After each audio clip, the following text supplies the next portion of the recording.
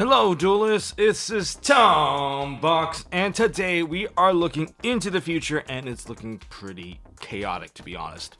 Especially for those of you who are trying to grab a world seat at NAWCQ. And today, that is exactly what we're looking at, top decks that you have to prepare for if you're going to be competing in the NAWCQ, and basically the start of the Infinite Forbidden format. So why is it gonna be so chaotic, Tombox? Well, I'm glad you asked. Number one, Infinite Forbidden is live that week, and you're gonna have to acquire cards on the weekend of, and this is WCQ, so it kind of starts on the Friday, so you fly in on Thursday. There's a lot of chaos kind of going on. There's just for acquiring cards, but practicing, you at least got the first 80 cards. But point number two, what about the next 20 cards? You don't know if they're gonna be importing Moon of the Closed Sky. If they do, it's gonna be a game changer across the board because you get to link your Fiendsmith to every single potential deck, which means is the practice you do effective? You're not gonna know until they do the early release opening, which I guess I'll be a part of, and I won't tell you even if I do know it, and I'm gonna use that to my advantage to practice. I'm just kidding. I'm gonna be commentating the event, so that is just to me homework that I could kind of study ahead of time. Yeah, no, I'm not gonna tell you.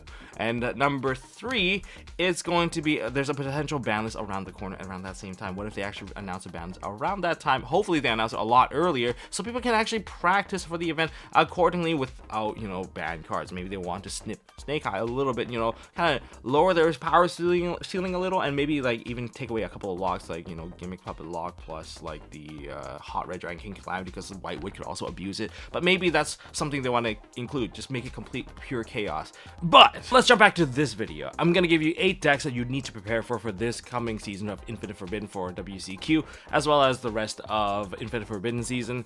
And to throw in a bonus, there's even gonna be 8 more decks mentioned in the honorable mention, because there's just a lot of decks that can take the title. Anyways, let's go.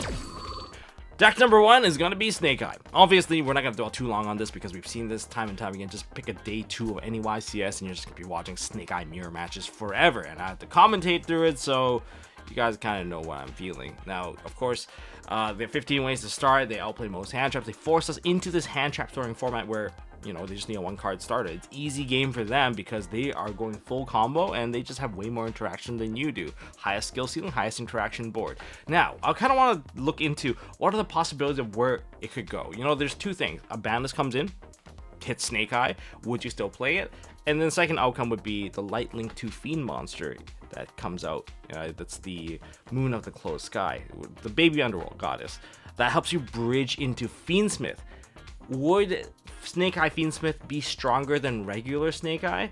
Or is our current version of Snake Eye just better because, you know, we're not hit by the ban list or anything? We have triple wanted, we have, you know, triple ash, we have everything kind of, you know, we kind of have everything solved at the moment where it's just super strong, and we're just adjusting hand trap lineups for the most part and minor adjustments on the tech side, right?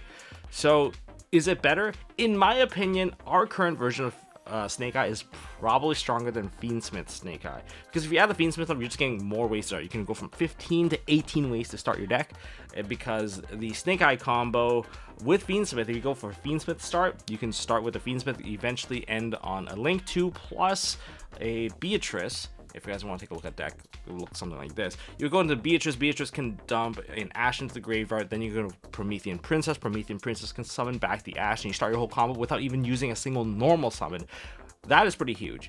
But on the other hand, if we do get to the Lightning 2, once you start doing your regular combos with Ash and whatnot, midway through the combo, rather than linking into like your IP, you go into the Underworld Goddess Baby, which would be like Moon of the Closed Sky, and then you start tethering to the Fiendsmith stuff, which eventually will lead you into having the DDD High Wave King Caesar. And now you're, instead of going for like the Zelantis OTKs or whatnot, you have to sacrifice a little bit of your extra deck for stronger end boards against the opponent. So that's kind of the direction. But which one do you think is stronger? Well, you guys let me know down in the comment section. But I think both of these you definitely should prepare for. And if the ban list does hit Snake Eye, likely they're going to shove in Fiendsmith to make the deck more consistent if it's a consistency hit that they're going for. Deck number 2 is going to be Tenpai Dragon. The game plan doesn't change, but they get a little bit of a better opening play thanks to new cards added, such as Genroku, and I think they also have Dori Draco.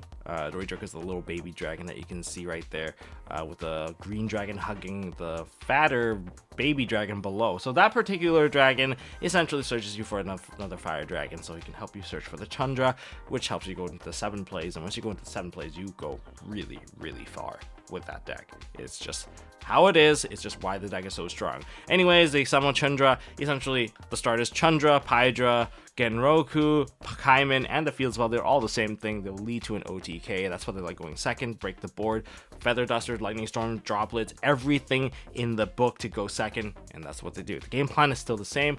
I just noticed I only put one Kashtira Fenrir in there. Now, the Fenrir stuff you might expect from a Tenpai player because they are forced to go first. And putting up Kashtira Fenrir is a fantastic card. There's many things that they can put in there just to mitigate it. Of course, in the side deck, they start putting in like Kawaki Meru Dragos in there. And there's just floodgating you. Essentially, they're just trying to floodgate you. I mean, they play Rivalry of Warlords, for Christ's sake. So there's just a lot of things that they can do to try and get that turn back and try to win again. So this is Tenpai Dragon. Is there a big change in their list? Not really. The game plan more or less is still the same. And also, it's one of the more affordable decks, so you can expect to see a lot of it, especially when you're close to the bubble match.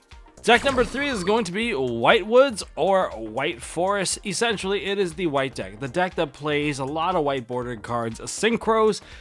Yeah, White Woods is a synchro-based deck using light tuners and kind of tethering their way into Centurion. This is a little bit of a mix of Manadium. It feels a little bit like that mixed with Centurion because the end line always somehow finishes with Centurion. And once you get the Centurion here in TCG, guess what we still have? We still have Hot Red. And this is a much safer version of Hot Red that you can land because you will have both Blazar and Hot Red on the board at the same time, so you have an Omni Negate to keep everything live. And not only that, you can even pivot into using Link monsters like Top Hat Hair and setting up the Angel statue, and that provides you with additional negation. So it's going to be a pretty tough time for your opponent to kind of crack this one because, first of all, the stuff is new, so a top level player probably could figure it out, but you do have that chance of surprise against your opponent. They don't know how to interact with your deck, and you can kind of take advantage of that. But essentially, if you start with Reset or Asteria, you can use that to kind of tether your way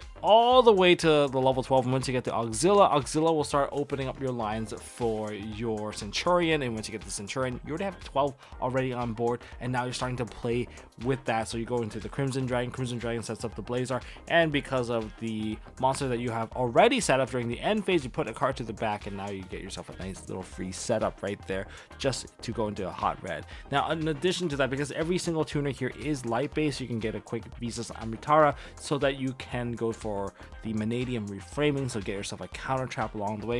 I'm not sure if the line sets it up nicely to that, and from Battles of Legend, you probably want to pick up a couple of toy boxes, a toy soldier, and the toy tank, so that you have spell cards to send to the graveyard to generate bodies for you to synchro into. So that's what this deck is, kind of the, a little bit of a taste for that.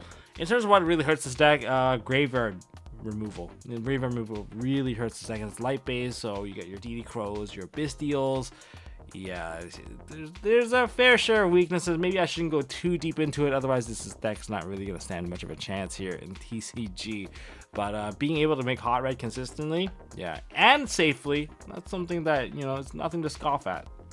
Deck number 4 is going to be Chimera. Put it there because I really like this deck, and I do think there's a lot of potential with it. I think there's going to be 2 successful builds with this, Chimera with Melodious, Chimera with Fiendsmith. And it doesn't really matter whether or not the Lightlink 2 comes out, because their Fiends are level 6, and just that alone helps bridge a lot of the crazy plays just within the Chimera deck itself. So looking into the deck, I kind of want to explain myself on this. It's like, oh, Chimera didn't even do that well at YCS. Yeah, they didn't.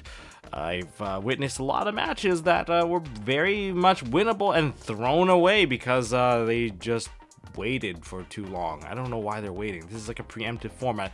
But regardless, of course, to know whether or not you're winning with this deck, if they open Ostinato, it's already a really bad sign. But if they open Ostinato with the ability to fuse off some other card, like a Gazelle, knowing that you fuse off Gazelle means you're about 90% of the way to winning anyway. That's why they always try to prevent you from fusing Gazelle. The cat's out of the bag. That's like that's the really big winning play.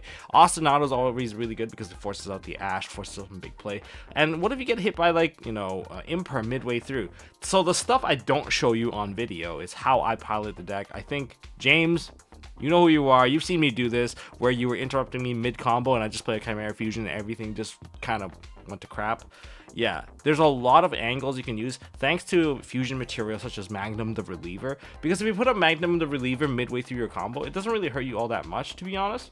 And you can still build up your full scale at the end of the day, and you use that to kind of help dodge the imperm that's about to hit your botcha. That means you still get to summon out your card, you're getting your poly, you're going plus infinite against your opponent, and you get to still rip their hand apart at the end of the day. And that's kind of the whole point, isn't it? So this is a hand rip deck that's very, very flexible, especially when they get to play on your turn. Ostinato is going to be crazy. Siding pattern, just take out the entire Melodious package and just play pure edge, just hand trap, just dump in hand trap. But what about the Fiendsmith side? Why does the Fiendsmith stuff matter?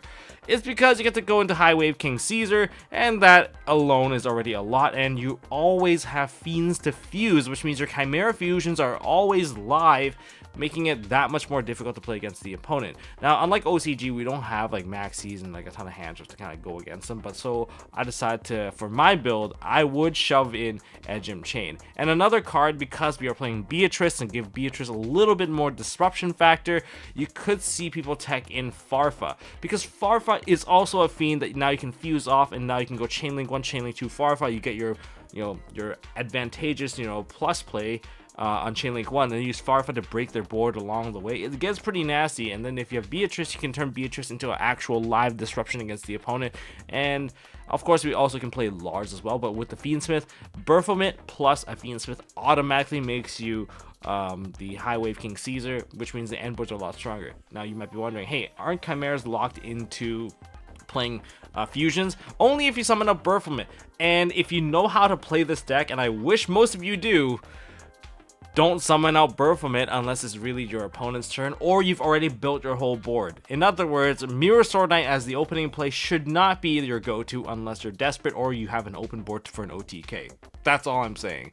In terms of things that really hurt this deck, of course, you have DD Crow. DD Crow hurts a lot because they take away your Chimera Fusion. But it's mainly like the Shifter, the Drolls. Luckily, Droll isn't too popular, but Droll might spike back up in popularity thanks to Fiendsmith. So there's that. And also D-Berry, taking away your fusion. Yeah, that does hurt. Okay, that's fair point. But this is how you should be playing the deck rather than, being passive and waiting. If you're going to be playing against Tenpai, I'm just going to tell you right now, just summon out Diabelze immediately so that they can't play their quick play. It's just that much easier, right? That much easier. Now, before I continue with this list, I just want to make a few quick announcements. Let me just read this off the screen here. Now, we have secured winner number 2 for 100k giveaway milestone. So, congratulations. It's already actually shipped to you. Winner number 3 already has the date set. The link is going to be down in the description below. Now, if you want to win, giveaways number 4, 5, 6, 7, those particular ones, if you're going to be attending NAWCQ, I will be bringing 4 of the Rarity Collection 2 boxes with me, and you could be one of 4 lucky winners. You just have to follow me on Twitter as well, or X, and just follow my instructions when I post them live out there, because I'm going to be suited up. It's pretty easy to find me. I'm going to be doing commentary, for the entire event, so it's pretty hard to miss.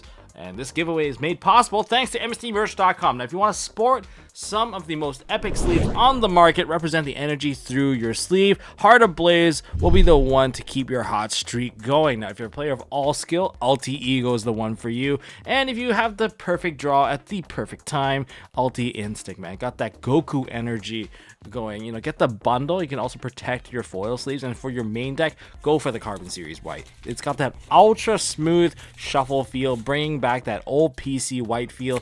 It's really, really good. And you can even get them in like a large bundle for a little bit of a discount, Well, it's actually quite a big discount. If you want it, you guys can have it. And you can even get the same shuffle feel in black or even in pink. Now let's go back to the list. Deck number 5 is going to be Yubel and Fiend-Link. Now, there is a very big missing piece here. It really depends on whether or not the Moon of the Close Sky gets released. If it does, I would say this is at an even higher contender, and we would change up some of the cards in the extra. We would probably just not play Super Poly Package at all. Like, there would be no Loving Defender Forever, because we're building boards that have double summon negate, we have the Omni negate through Verudris. We can burn our opponent if we really wanted to have that package, but we can also side that out. And then we have some of the monsters on the field, such as Rage, to kind of link off your opponent's monster. And you might even get to the point where you can negate your opponent's monsters with the higher level Fiendsmith fusion as well, and they bridge pretty nicely with each other, which is why this deck is so crazy. Now, even if they don't bridge into together, this is still a Fiend deck that can still work, you know, separately entirely on their own, because Yubel's Phantom of Yubel being able to just eat hand traps make the deck a lot more consistent. They were already kind of shoved into the direction of just playing Yubel Fiend-Link. They're not going into the super poly stuff. They think that that's a little bit too cluttery, requires your opponent to actually build a board. I kind of get it. You'd rather build a board where your opponent just can't play Yu-Gi-Oh! And they're building an endgame disruption negation board, and this is what they're going for. They've got an effect changer, double summon, double summon negation, take away your body, and perhaps with 2 more levels of disruption depending on what's already on the field. They can change your effects as well. So this is a very dangerous board to play into. You're going to need stuff to prevent them from doing stuff. Like, you want to take away the names like Samsara, you got to take away their ability to summon, use Ash, or get rid of the Samsara D Lotus, so that if they use the effect, that one probably hurts a lot. You can use DD Crow to take away some of the additional names like the Grave Squirmer stuff, or the thing that Grave Squirmer is trying to bring back. There's a lot you want to shut down, and even, of course, Drone Lockbird, and that's why Drone Lockbird is likely going to be one of the contenders of hand traps coming back into the format, because, you know, Fiendsmith is becoming a thing. We're looking at Sprite Frog. That's why Sprite Frogs are coming back. People are going back to the 3 Swap Frogs thanks to the release of the Mirror Mage of the Ice Barrier, which, if she does get sent to the graveyard, you do get to add one of the Ice Barrier spell cards into your hand, and that's going to be that Pillar.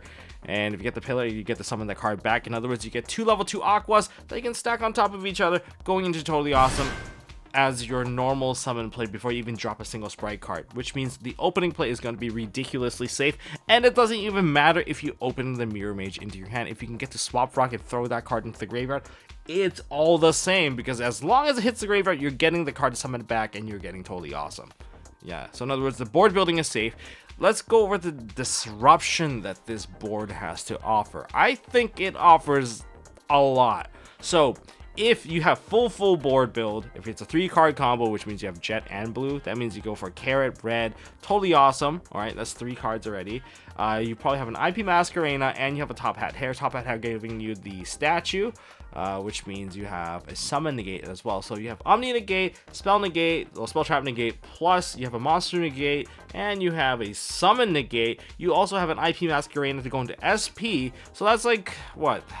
6 disruption, and if you're lucky, you have a hand trap in your hand, plus you have Fenrir. You can go up to 8 disruptions. Is not exactly something that people can play through. I would even doubt Snake Eye could play through this. So yeah, this is a deck that 100% don't underestimate. It's ridiculously consistent, it's very easy to play, and came out in good timing too, thanks to the release of the Terminal Revenge from Battles of Legend. Deck number 7, Voiceless Voice, a very consistent deck overall, but ultimately very predictable to some degree, because it's oppressive, it's restrictive. I mean, that's kind of the point, you know, limit your attacks, limit, you know, the things that you can target. And so you have the Omni Negates, you can have multiple levels of disruption, bounce, destruction, you name it, negate the targeting. It ultimately becomes very safe, and people should be playing the Odd Eyes Pendulum Graph Dragon, because you can quite easily just on your opponent's summon, just summon this card out of your hand, because you get to perform a ritual summon just during your opponent's turn, and now you have a Spell Trap Negate. So you have double negate, you have destruction, and you just very oppressive overall in terms of like just controlling the battle phase as well. Now, multiple builds, of course. Branded, Melodious are the additional 2 that you can kind of explore. Different weaknesses, different strengths overall. Melodious I like, but, you know, eats up more of your extra deck. Branded, you know, you can brick on the branded cards like the Fallen of Albaz stuff if you don't want to go in that direction, but you can still go into like a Dragoon. So what makes this deck so easy to play? Of course, you got a ton of starters, and recently I think the more popular tech moving in to deal with the hand traps that people are shoving in your face would be to play Instant Fusion, to go into Millennium Eyes and just soak it up. Just soak up the problem, and you get to play from there. So essentially that's where things have gone. Of course, the deck just doesn't like getting hit by Ash. don't like getting hit by, you know, Ghost Spell, and Ash on this deck hurts a lot more because, well, you can't go into Promethean Princess and kind of pivot your way out into like a full combo. When you eat the Ash, you eat the Ash. And then there's also like Ghost Spell, which can hit like almost all your cards as well, because Saphira, I think you can also hit a pre-prep if I'm not mistaken. I could be wrong, but like there's just more things you can hit than not with that, and it just hurts a lot. Crows, Bestials, Forbidden Drop that you kind of break your board, and, you know, Call Rituals when it comes to like the point where you have D barrier. So this deck has a certain very big chokes, but ultimately still very consistent deck, and consistency is essentially still king. And finally, we have Branded. I mean, Branded, aside from Gimmick Puppet Lock that they're really good at, this particular build is like a 60 card build. I mean, you go 60 or you go 40, whichever one that you go for. It's an all gas aggro deck, and you can just like outpower your opponent just through the sheer will of the Branded cards. It's very powerful at board breaking ultimately, and you're playing Branded Fusion, which is still one of the best fusion cards of all time. You know, of course, Ostinato giving a run for its money at the end of the day, but there's also Fusion Duplication, which you can use up to copy Branded Fusion, and you can play Branded Fusion during your opponent's turn, which makes it pretty crazy at the end of the day. And Gimmick Puppet Lock is just very easy to execute.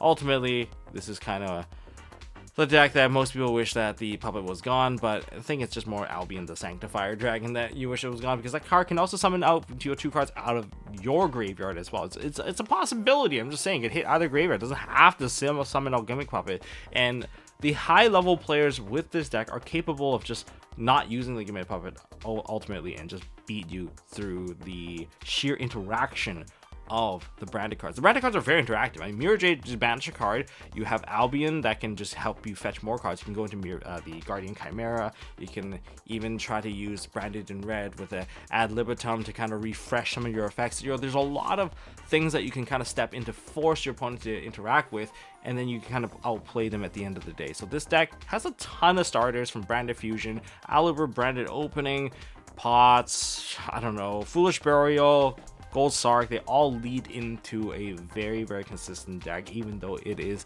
played at 60 copies or 60 cards at the moment. But, you know, again, this deck still pretty cheap to play. In fact, it's probably one of the cheaper decks to play, because it's one of the few decks that don't need SP Little Knight, and a lot of these cards, they all have been reprinted to the ground. So I mean, this is not a deck that you can pick up and just start piloting within a week.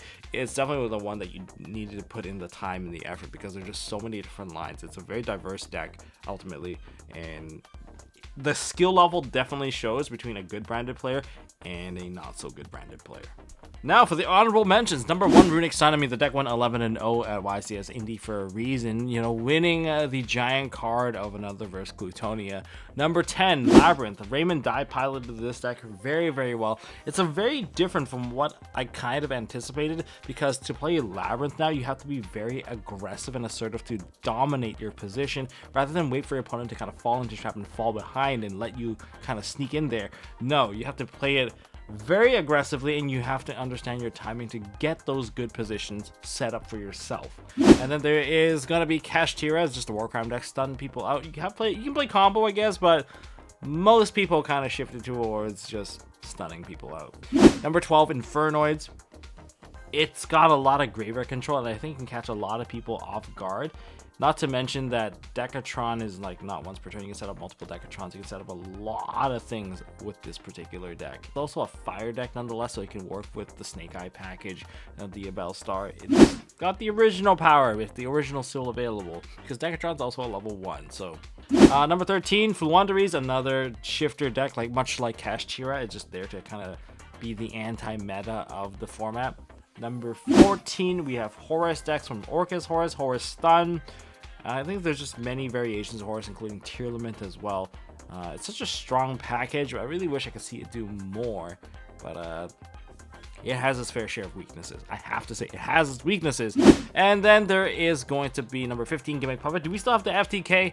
I mean, if we have the FTK, it's going to be one of the most annoying decks, because you just have to figure out how to do the FTK and make sure it lands. But it's also a very strong deck nonetheless, if you can just learn to play it. If you want to catch people by surprise, Gimmick Puppet's probably one of the ways to go, because it's definitely not on most people's radars. And number 16, I couldn't debate between Drytron or Madolche, so let's just say Madolche. Madolche having the new Tiara Misu, Strawberry, Fraise, being able to shuffle back your opponent's cards during your opponent's turn. That part really hurts. Like, it's not just an ignition effect. Now you can spin back during their turn. It's gonna hurt. It's like the best form of removal, and Madolche has it. And not to mention that the Madolche was already very consistent. We don't have to deal with Max C, so it's like one of the decks that you can play even on Master Duel, and you can still climb all the way to Master, no problem.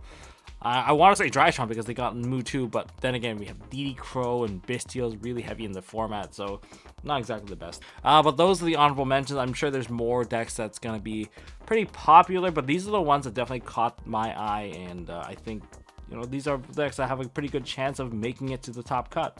That's all I got for this video, guys. If you guys enjoyed this video, smash that thumbs up button. I'm gonna have a lot more content focused around the info format, so make sure you guys hit the subscribe button, ding that notification bell, especially if you're gonna be playing in that event, gonna be trying hard, even at your local level. Hit the subscribe button, ding that notification bell. You don't want to miss out, because I'm going to be building every single deck here possible and gonna be grinding through it, because first of all, that's how I do the homework. I basically practice as if I was gonna go play, and I have to memorize most of these things. So I usually don't get caught off guard by most of these archetypes at all, because I have to practice every single one of them. Makes it a little bit harder because the practice is not as focused, but you know, that's a little behind the scenes about being a commentator. So on a format where it's like so fresh, there's just so much homework to do, because there's not going to be a lot of resources. You got to look into OCG for it, but that's kind of the gist of it. Thank you guys for watching. You guys are awesome. Bless your pulls and have a wonderful day.